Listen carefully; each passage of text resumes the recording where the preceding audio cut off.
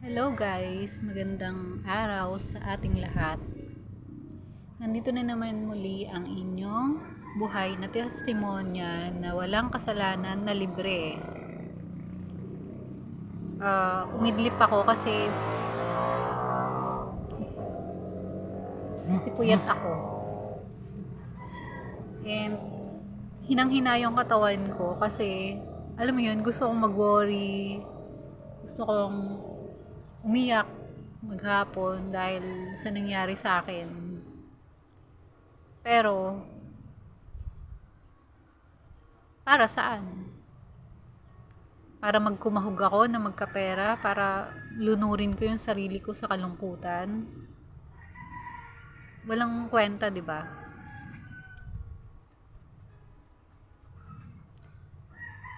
Alam nyo guys, ang masasabi ko lang,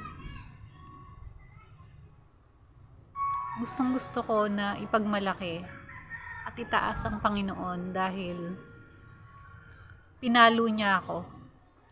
Pinarusahan niya ako. Big time. Una, nawala ako sa sarili ko. Pangalawa, namatay yung bunso kong anak. At higit sa lahat, yung pangatlong pinakamasakit, namatay yung anak ko na may heart disease.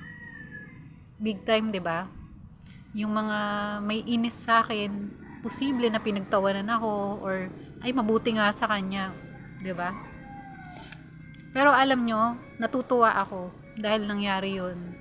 Pinapapurihan ko ang Panginoon dahil pinalo niya ang kanyang anak para matutong magkaroon ng takot sa kanya, para matutong mahalin siya at pahalagahan, para mapatunayan ng Panginoon ang kanyang kapangyarihan na siya ay totoo at buhay.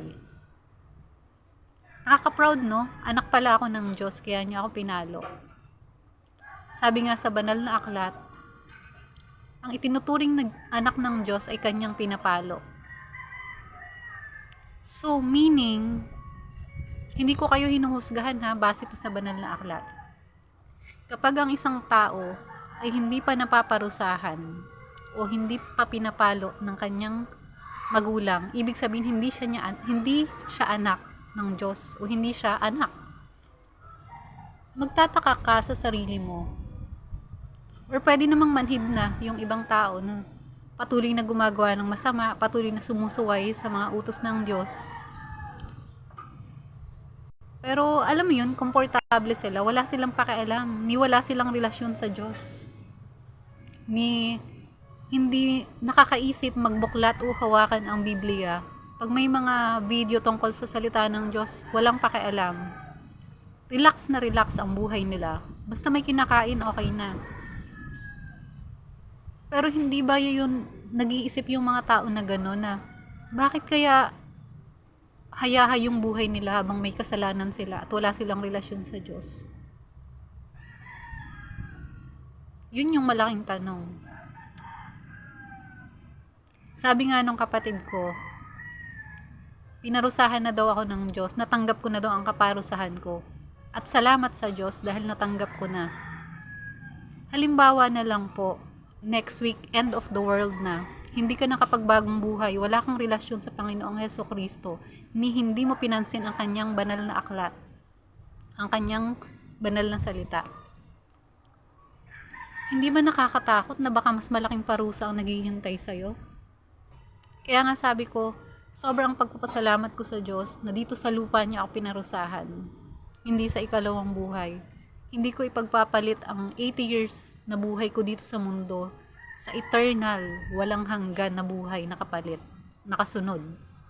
Dalawa lang ang pupuntahan.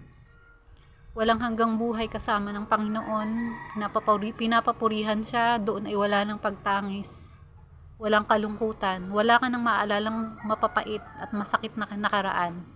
O, ang isang walang hanggan na paghihirap, walang oras na parusa, sinusunog yung katawan mo. Hindi ko ipagpapalit ang 70 years sa walang hanggang kamatayan, paulit-ulit na kamatayan na sobrang sakit. Patay ka na, ipinatay ka pa. Sabi nga, ang tao ay kapag isang beses lang ipinanganak, 2 beses siyang mamamatay. At kapag siya ay 2 beses na ipinanganak, 1 beses lang siyang mamamatay. Importante po ang relasyon sa Diyos. Importante po na patawarin ka ng Diyos at magkaroon ka ng banal na spirito. Ang pagkakaroon ng banal na spirito ay ang pagsilang mong muli. Yun po ang naging misyon ng ating Panginoong Jesus. Tubusin tayo sa ating kasalanan, mapataw tayo sa ating kasalanan, at bigyan tayo ng banal na spirito, ipanganak tayong muli. Pero paano kayo magkakaroon ng banal na spirito kung hindi nyo pinagbibigyan ng pansin ang salita ng Diyos? Lalo na yung mga tao na patuloy na nagsisinungaling, patuloy na mahalay, patuloy na sumusuway sa 10 utos ng Diyos.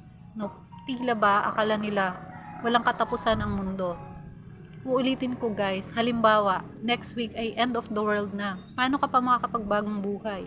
Paano ka pa makakapagsilbi sa ating Panginoon? Yun lang guys, at ang saya-saya ko lang. Dati, kahit may pera naman ako, may hawak naman akong pera, binabudget ko siya. May gusto akong ganyan, may gusto akong ganun, may gusto yung anak ko na ganito, ang dami kong babayaran. Yung nababother ako, yung parang nagkukumahog ako sa pera. Kaya yun, manganganak ng bagong kasinungalingan, magsusugal ako. Yung nagpapanik. Pero ngayon, I trusted God more. Na, kunwari, yung asawa ko, binigay sa akin ni God yung asawa ko. Siguro naman hindi ako papatayin sa gutom ng asawa ko. Diba? Hindi ko sinasabi guys na porket babae ka, huwag ka nang magtrabaho.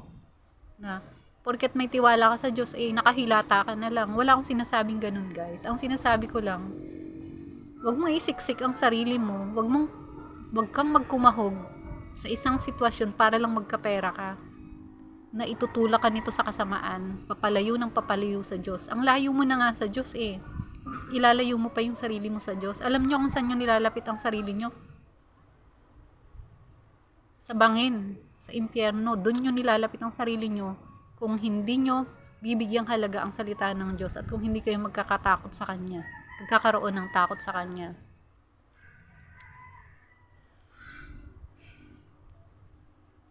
Yun lang guys, importante ang takot sa Diyos. Magtaka ka kung bakit patuloy kang may ginagawang kasalanan pero hindi ka pinaparusahan. Mag-isip-isip ka, anak ka ba ng Diyos? Bakit di ka niya pinapalo? Baka ibang parusa ang naghihintay sa'yo.